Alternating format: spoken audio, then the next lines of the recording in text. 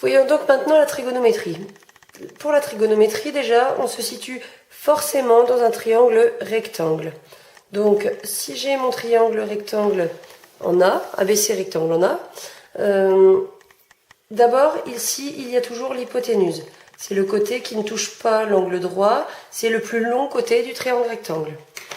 Ensuite, tout dépend de l'angle dont je parle. Si je parle de l'angle ACB, le côté adjacent, c'est celui qui touche notre angle, c'est-à-dire c'est un côté de l'angle, ce sera donc forcément celui-ci.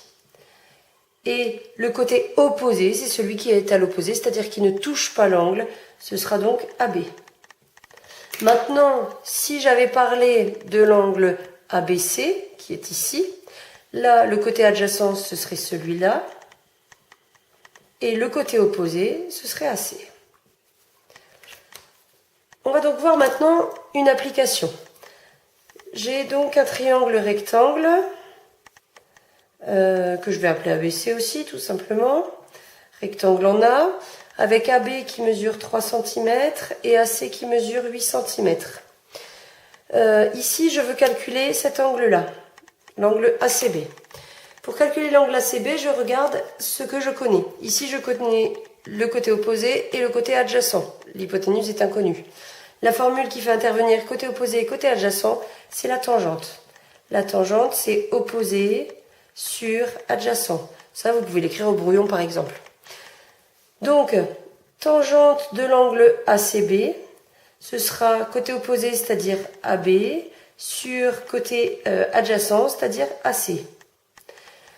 Maintenant, je vais remplacer ce que je connais. Tangente de ACB, ACB je ne le connais pas, donc par contre AB sur AC, je connais les deux valeurs. AB c'est 3, sur AC c'est 8. Maintenant, il est évident qu'à la calculatrice, je ne peux pas taper tangente de quelque chose, puisque ce quelque chose, je ne le connais pas. Donc pour trouver cet angle, je vais tout simplement taper tangente moins 1 ou arctangente de notre fraction, 3/8. Pour cela, on va donc taper shift ou seconde tangente, ça nous affiche bien tangente moins 1 de 3/8, c'est 3 divisé par 8. Et je ferme ma parenthèse ensuite. Je trouve environ 20,6.